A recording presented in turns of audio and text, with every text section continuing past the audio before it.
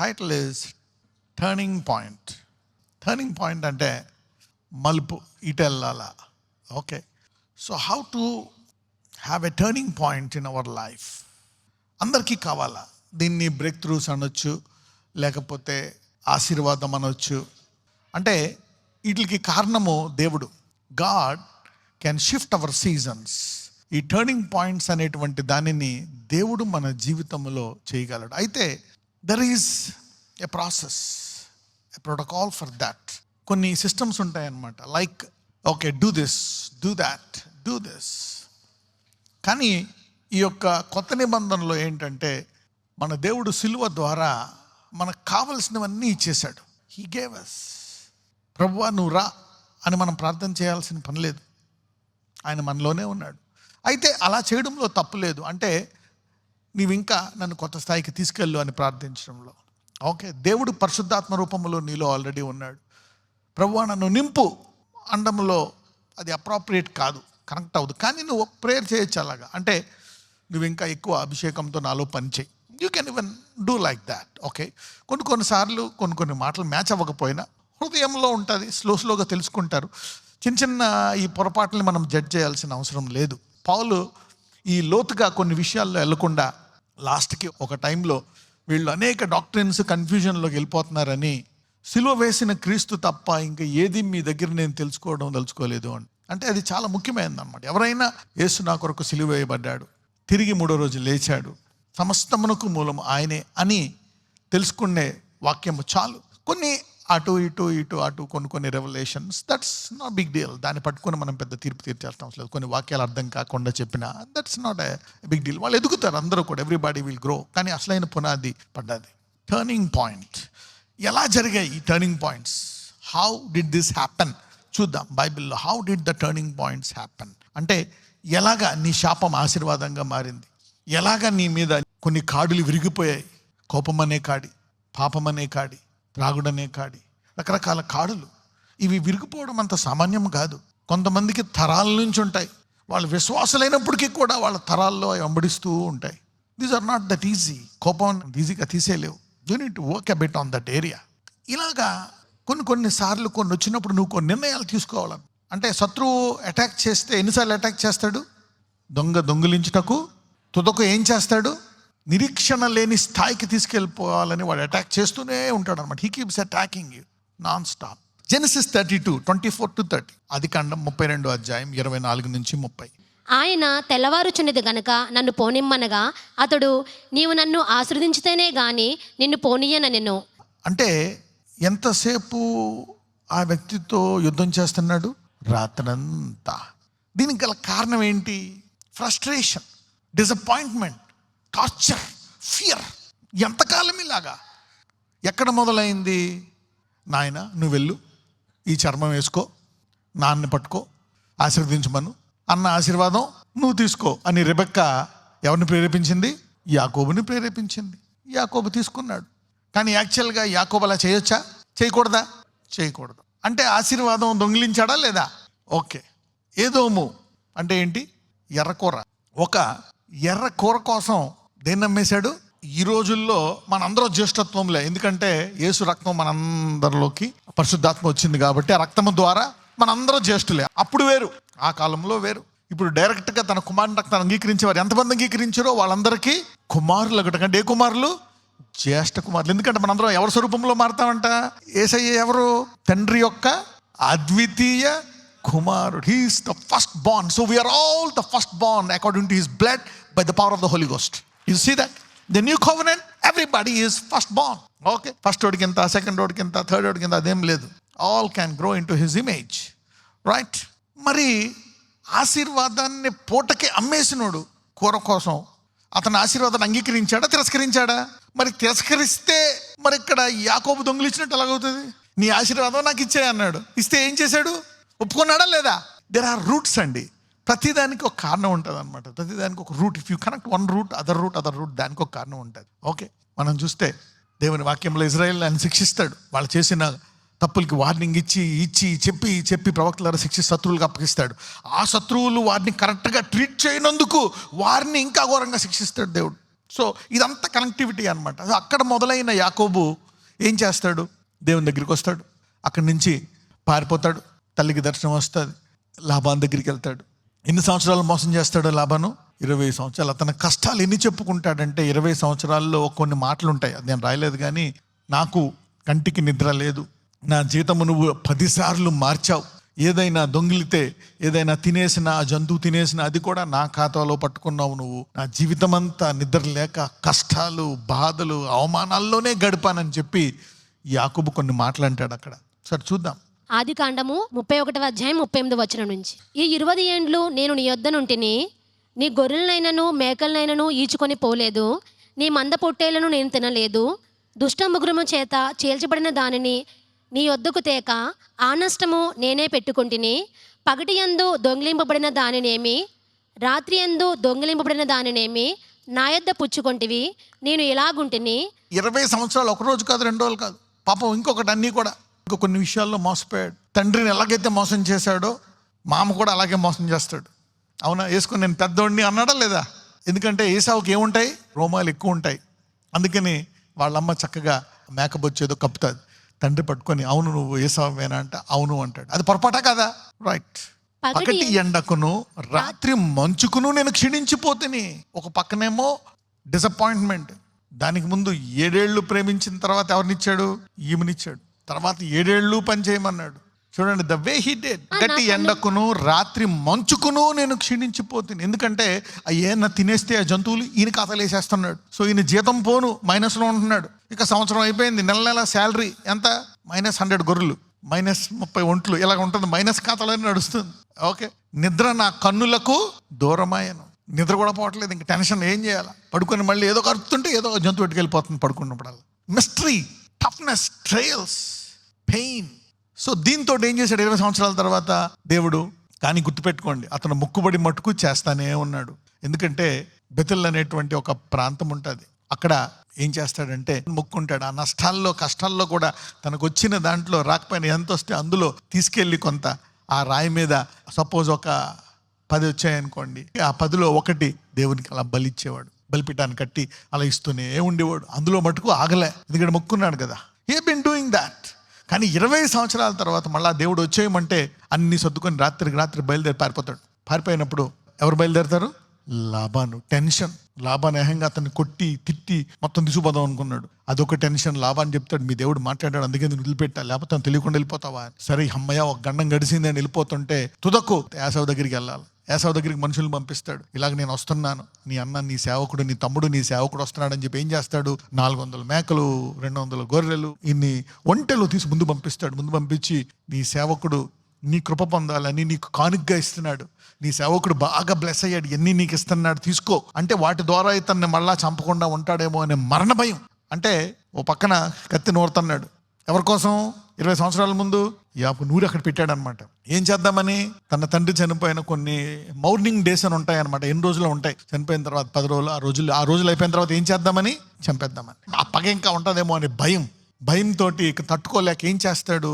పంపిస్తాడు. మనుషులను పంపించినప్పుడు అక్కడ ఏసావు తమ్ముడు వస్తున్నాడా అని అతను మర్చిపోయి ఆనందంగా బయలుదేరతాడు. ఒక 400 మంది 200 మందితో బయలుదేరతాడు, మా తమ్ముడిని తీసుకెళ్దామని. అది వచ్చి వాళ్ళు చెప్తారు, అన్న ఇన్ఫర్మేషన్ వెళ్ళిందే, అన్న బయలుదేరాడు అని. ఇంకా ఆయనకి అర్థం కాలేదు, నేను, నా పిల్లలు, నా సేవకులు, ఈ గొర్రెలు ఇంత మళ్ళీ చనిపోవడానికి ఇంక అనుకున్నాడు. ఇక నా వల్ల కాదు ఈ టెన్షన్ అనుకొని ఏం చేశాడు? ఇంకా మొత్తం అందరినీ పంపించేసి ఒక్కడో వెళ్ళి ఇంకా అలాగా మొత్తం ఫైట్ చేస్తుంటే రాత్రంతా ఇంకా అనుకున్నాడు అనమాట. ఏమనుకున్నాడు? ఒక రాత్రి కాదు, 2 రాత్రులు కాదు, 10 సంవత్సరాలు కాదు, ఏంటని డిసైడ్ అయిపోయాడు. తెల్లవారుచున్నది గనక నన్ను పోమని అతడు, నీవు నన్ను పొమ్మనగా అతడు, నీవు నన్ను ఆశీర్వదించితేనే కానీ నిన్ను పోనీయను. He has decided. ఇంకా ఫిక్స్ అయిపోయాడు. ఇక నువ్వు నన్ను బ్లెస్ చేస్తే కానీ నేను ఇక్కడి నుంచి వెళ్ళను. అప్పుడు ఏమంటాడు చూడండి 27లో. ఇప్పుడు అక్కడికి వెళ్దాం. ఆదికాండం 32, జెనసిస్ 32, 26కి వెళ్ళండి. ఆయన నీ పేరేమని అడగగా అతడు యాకోబు అని చెప్పెను. అప్పుడు ఆయన, నీవు దేవునితోనూ మనుషులతోనూ పోరాడి గెలిచితివి గనక ఇక మీదట నీ పేరు ఇశ్రాయేలే గాని యాకోబు అనబడదని చెప్పెను. అప్పుడు యాకోబు, నీ పేరు దయచేసి తెలుపుమనెను. అందుకు ఆయన, నీవు ఎందు నిమిత్తము నా పేరు అడిగితివని చెప్పి అక్కడ అతనిని ఆశీర్వదించెను. యాకోబు, నేను ముఖాముఖిగా దేవుని చూచితిని, అయినను నా ప్రాణము దక్కినదని ఆ స్థలమునకు పెనుయేలు అని పేరు పెట్టెను. లాస్ట్కి దేవుడు ఏం చేశాడు? పేరు మార్చి అతను ఏం చేశాడు? ఆశీర్వదించేశాడు. అంటే ఏంటి? ఇంకా నా జీవితము సెటిల్ అయినట్లే. నాకు ఎన్ని కష్టాలు వచ్చినా ఎన్ని వచ్చినా నేను తుదకి బ్లెస్ అయ్యి తీరతాను. ఇజ్రాయేలు అని పేరు ఇప్పటికీ శాశ్వతంగా ఉండిపోయింది. ఆయన పిల్లల పేర్లు ఎక్కడ రాయబడ్డాయి? పరలోకము యొక్క గుమ్మాల పేరు మీద. So when God is blessed, they are blessed forever. దేవుడు ఎవరినన్నా ఆశీర్వదిస్తే ఎలా ఆశీర్వదిస్తాడు? శాశ్వత కాలం. Turning point. ఇక నీవు ఇలాంటి ఎన్కౌంటర్స్ ఏమి తీసుకోకుండా కంటిన్యూగా అలా 20, 30, 40, 50 ఏళ్ళు పోతా ఉంటే అది నీ పిల్లలకి బ్రేక్ డౌన్ అయిపోతుంది. It will have a break down. హిజ్కియా రాజు మీదకి కొన్ని ఇబ్బందులు వచ్చాయి, గర్వం పెరిగిపోయింది. నీ తరంలోకి రాదు, నీ పిల్లల తరంలోకి వస్తుంది ఈ సమస్య అంటాడు. అతను మొరపెట్టిన తర్వాత మొదట 15 ఏళ్ళు పొడిగిస్తాడు, తర్వాత మళ్ళా గర్వం పెరిగిపోతుంది. అప్పుడు టర్నింగ్ పాయింట్ అతను చేసుకోడు, ఓన్లీ వన్ టర్నింగ్ పాయింటే చేసుకుంటాడు. గోడ తట్టు తిరిగి ప్రార్థిస్తాడు. ఏ ప్రవక్త వస్తాడు హిజ్కియా దగ్గరికి? ఆ తర్వాత మళ్ళా గర్వం పెరిగిపోయినప్పుడు మళ్ళా ఇంత కీడు వస్తుంది, అయ్యా వద్దు ప్రభు అంటే, నీ లైఫ్లో రాదు నీ పిల్లల లైఫ్లో వస్తుంది, ఓకే అంటాడు. Turning points should be continuously in your life. ఎప్పుడైతే నీ జీవితం తేడా వస్తుందని తెలుస్తుందో, you should make such decisions and keep turning it. అదే రూట్లో పోయావనుకోండి, నీ తరాలు కూడా అదే రూట్లో పోతాయి. You see that now. You shouldn't allow ఏది పడితే అది అలా కంటిన్యూగా జరగనివ్వకూడదు. No continuous attacks. Your life should change, your mind should change. You shouldn't live like that. Go to God and God, tell me what should I do. ఇక్కడ 24 గంటలు కాదు, ఎంతో కాలం తర్వాత అనుకుంటాడు యాకోబు, అబ్బా ఈ పనేదో నేను ముందే చేసుంటే బాగుండు కదా. 20 ఏళ్ళు తర్వాత చేశాడు. ఈరోజు కొంతమంది జ్ఞానులు ఈ నెలలోనే మీ దశ మార్చుకుందురుగాక. May you shift, get a turning point. I'm calling this month as a turning point month. Okay, don't let your life go like that. ఇంకా అలాగ అందరితో పాటు లోకమంతా ఇలాగా. No, don't go with the world. లోకమంతా ఎటో పోతూ ఉంటుంది. Don't go with the world. ఒక్కొక్కసారి ఎవరిని చూడకూడదు, నువ్వు విశ్వాసులను కూడా చూడకూడదు, వాక్యాన్ని చూడు. ఎందుకంటే విశ్వాసుల్లో కొన్ని మంచి జరిగితే మంచి అనుకుంటావు, చెడు జరిగితే చెడు అనుకుంటావు. వాక్యంలోంచి విశ్వాసుల్ని చూడు, వాక్యములోంచి సేవకుల్ని చూడు. బైబిల్లో ఏమనుంది? ఆత్మను ఆర్పకుడి, quench not the spirit, don't stop prophecy. ఈ వాక్యము బోధిస్తే ఈ వాక్యము తర్వాత ఏం జరుగుతాయంట? అద్భుతాలు. The words and signs will follow you. ఇప్పుడు జరగవు, అప్పుడే జరుగుతాయి. కొంతమంది ఏమో విమర్శిస్తూ ఉంటారు, నుంచున్నా ఉంటారు. డాన్స్ చేస్తే ఎందుకు డాన్స్ చేసామంటారు. విమర్శించినటువంటి సౌలు కుమార్తెను ఆశీర్వదించాడా దేవుడు? ఆగిపోయింది తన తరము. God said, I don't want you to carry on, you stop, I don't want you. సారాకి ఎన్నేళ్ళైనా సరే సారాకి బలం ఇచ్చి కుమారుని ఇచ్చాడు. You see that. అన్న కన్నీరు కడితే ఇచ్చేశాడు. ఈమెకు చెప్పాడు, నీ విషయంలో నేను మారను అని. సో డోంట్, నోటుకొచ్చింది అలా మాట్లాడేస్తారు అసూయతోటి, ఏదో పాపులర్ అవ్వాలా అని. అరే ఇజ్రాయేలీలు అప్పుడు దాకా దేవుడు ఎవరో తెలియని వాళ్ళు అద్భుతాలను చూసి ఎర్ర సముద్రం దాటిన తర్వాత మోషే సహోదరి వాళ్ళందరూ ఏం చేశారు? ఆ తంబురులతో ఎన్ని పట్టుకొని ఏం చేశారు? నాట్యమాడారు. దావీదు మరణగండము 15 సంవత్సరాలు పైన పరిగెట్టి మరణగండముతో తర్వాత రాజు అయితే డాన్స్ అయ్యి ఏం చేస్తాడు? When you love God so much. ఇప్పుడు లూసిఫర్ని ఏం చేశాడు? పైన ఎంతమందిని పోగేశాడు? నేనే తండ్రి కంట, తండ్రి మీకు ఎక్కిపోదు, ఎంతమంది ఉన్నారు, ఆయన ఒక్కడే పవర్, అందరూ పవర్ తీసుకుందాం రండి అని. 1/3 అంటే 100 మంది ఉంటే ఎంతమందిని పోగేశాడు? 30 మందిని పోగేశాడు. ఇప్పుడు ఏం చేశాడు దేవుడు? లూసిఫర్ని ఒక్కడిని పడేశాడు, 30 మందిని పడేశాడా? మొత్తం అందరిని కలిపి వెనకేసేసాడు. So be careful with those kind of stuff. Turning points occur. Make a decision. Don't live like that. ఎంతకాలం ఇలాగా 21 years ఎందుకు వేస్ట్ చేసుకోవాలా? Why do want to waste your life at a young age? చాలా మందికి you will have turning points at a young age. ఎప్పుడైతే ఒక తీర్మానం చేసుకొని రాత్రంతా యుద్ధం చేశాడో, పేరు మార్చేసి ఏం చేశాడు? అతనని ఆశీర్వదించాడు. God blessed him. You can have a turning point every time you have a problem. నీకు సమస్య జీవితం అంతా ఇలాగే ఉండకుండా నేను దీన్ని మార్చుకోవాలా, నా పాప జీవితాన్ని మార్చుకోవాలా, నా ఆర్థిక జీవితాన్ని మార్చుకోవాలా, నా మానసిక జీవితాన్ని మార్చుకోవాలా, నా కుటుంబ జీవితాన్ని మార్చుకోవాలా, I want to change my destiny and my children's destiny అనుకున్న వాళ్ళు దేవునితో సహవాసం చేస్తారు. Relationship with God will transform you. I want to give you one scripture here. Mark సువార్త 3:17. జెబెదయి కుమారుడగు యాకోబు, అతని సహోదరుడగు యోహాను, వీరిద్దరికీ ఆయన బోయనెర్గస్ అని పేరు పెట్టెను. బోయనెర్గెసు అనగా ఉరిమెడు వారిని అర్థం. అంటే జాన్కి ఏం పేరు పెట్టాడు? ఉరిమెడివాడు. పేతురేమో దుడుకు పేతురు, అతనికి పేరు మార్చాడు. కానీ ఇతను అప్పుడు ఉండే ఆ పొజిషన్ బట్టి అతను ఏమన్నాడు? ఉరిమెడివాడు అంట జాన్. ఇది స్టార్టింగ్లోనా లాస్ట్లోనా? స్టార్టింగ్లో. కానీ లాస్ట్కి ఏమైపోయాడో తెలుసా John? He became a peaceful man of love. శాంతము కలిగినటువంటి ప్రేమామయుడిగా మారిపోయాడు. చూద్దాం 1 John 4:7. ప్రియులారా, మనము ఒకరినొకడు ప్రేమింతము. ఏలయనగా ప్రేమ దేవుని మూలంగా కలుగుచున్నది. ప్రేమించు ప్రతివాడును దేవుని మూలంగా పుట్టినవాడై దేవుని ఎరుగును. ఉరిమెడు వాడు ఏమంటున్నాడు ఇప్పుడు? మనం ఒకళ్ళని మామూలుగా అతనితో మాట్లాడాడు, ఎలా మాట్లాడతాడంట? మీలో కూడా ఉంటారు కొంతమంది ఉరిమెడి వారు. ఏంటది? ఉరిమెడి భర్త. మాట్లాడాలంటే సర్ర సర్ర అంటూ ఉంటారు. అలాంటి అతను 3.5 సంవత్సరాలు సహవాసం చేసిన తర్వాత ఎలా అయిపోయాడు? శాంతము కలిగిన ప్రేమించువాడైపోయాడు. He became a peaceful man of love. అందుకనే తుదకు ఇప్పుడు ఫాదర్ మదర్లో చిల్డ్రన్ ఎవరి దగ్గరికి ఎక్కువ వెళ్తారు?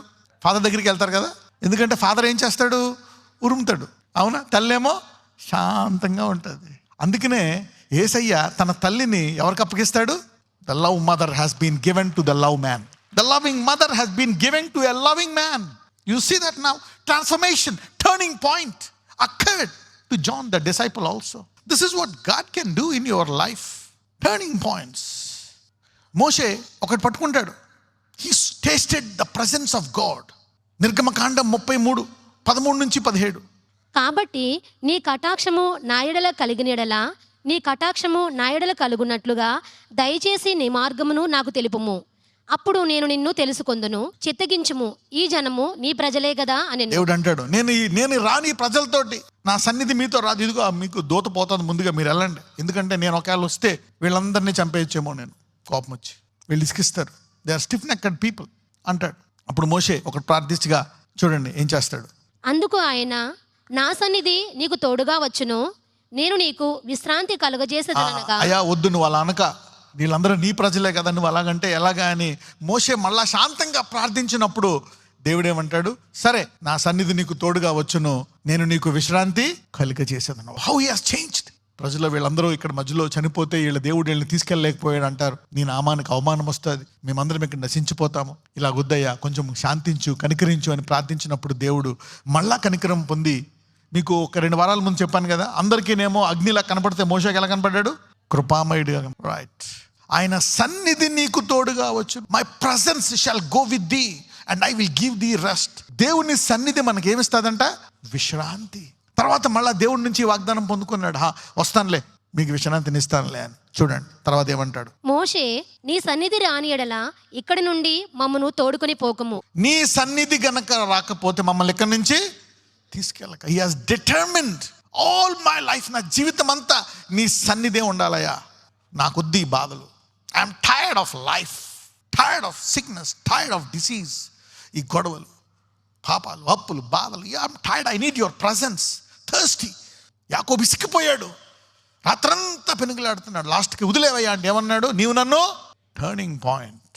How long will you live like that? మీలో కనీసం ఒక 100 మంది జీవితాలు యాకోబులాగా మారిపోతాయి.